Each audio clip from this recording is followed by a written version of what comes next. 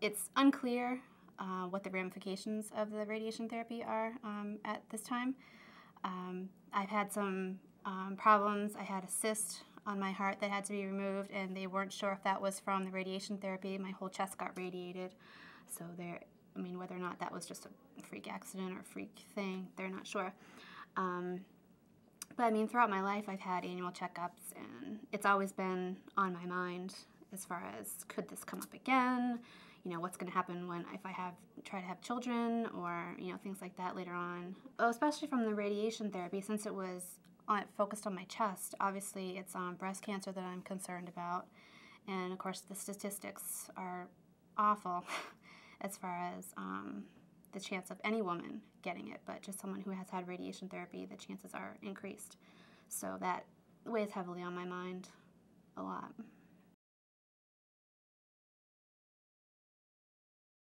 For parents,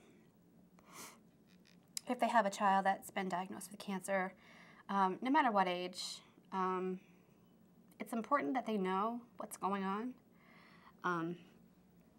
Kids are very aware of what's going on around them, and kids need to be told what's going on. And obviously, if they're really young, I mean, I would wait and tell them when they're old enough to understand what was going on and to know what kind of treatments that they've had, surgeries, things like that, just for later in life, so that they'll know when they're going to doctor's appointments by themselves.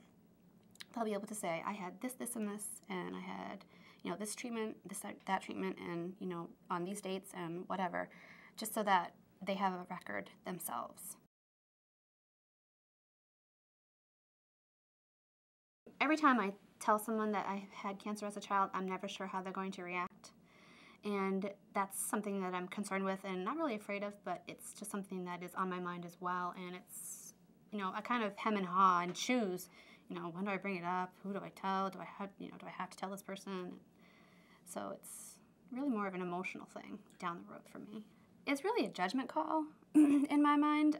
If you're interacting with someone and you know them well enough, and, you know, you can share intimate details about yourself, it really can break down those barriers, the communication barriers. And, I mean, if you're willing to open up a little bit more, they might be as well. So, I mean, you can definitely gauge it yourself.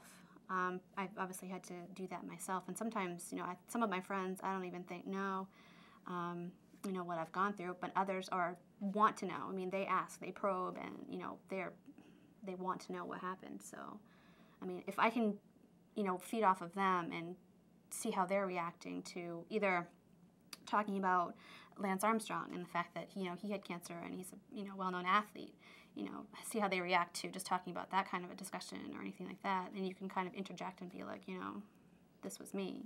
My name is Laura Koronsky, and I'm a 22-year neuroblastoma survivor.